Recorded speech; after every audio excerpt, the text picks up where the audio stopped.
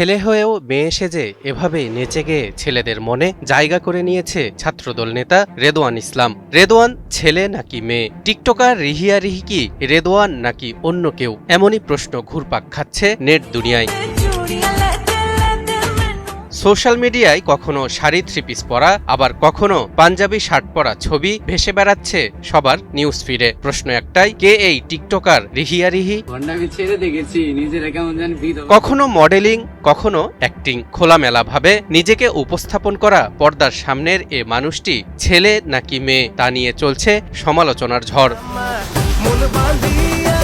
সামাজিক যোগাযোগ মাধ্যমে গ্ল্যামারাস ভিডিও আর রিলস। রিহিয়া রিহি নামে পরিচিত এ কন্টেন্ট ক্রিয়েটর হঠাৎ করেই আলোচনার কেন্দ্রবিন্দুতে, কিন্তু এ পরিচয়ের আড়ালে লুকিয়েছিল অন্য এক বাস্তবতা। জানা গেছে রিহিয়া রিহি আসলে রেদওয়ান ইসলাম, যিনি ব্রাহ্মণবাড়িয়ার কসবা উপজেলার সৈয়দাবাদ আদর্শ মহাবিদ্যালয় শাখা ছাত্রদলের সংস্কৃতি বিষয়ক সম্পাদক।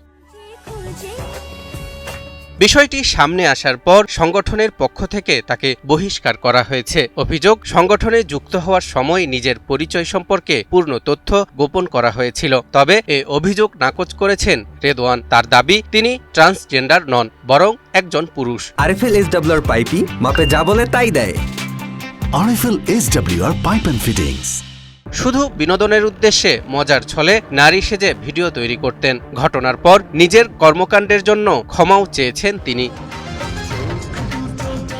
এদিকে রেদওয়ানের পরিবারের পক্ষ থেকেও এ ঘটনাকে গুজব বলে দাবি করা হয়েছে। এ ঘটনাকে ঘিরে নেটিজেনদের মধ্যে দেখা যাচ্ছে মিশ্র প্রতিক্রিয়া। কেউ দেখছেন ব্যক্তিগত স্বাধীনতার বিষয় হিসেবে, আবার কেউ বলছেন সংগঠনের পদ পেতে তথ্য গোপন করাটাই মূল প্রশ্ন। শেষ পর্যন্ত এ ঘটনা তুলে ধরছে সামাজিক মাধ্যম, পরিচয় আর ব্যক্তিগত দায়বদ্ধতার জটিল এক বাস্তবতা।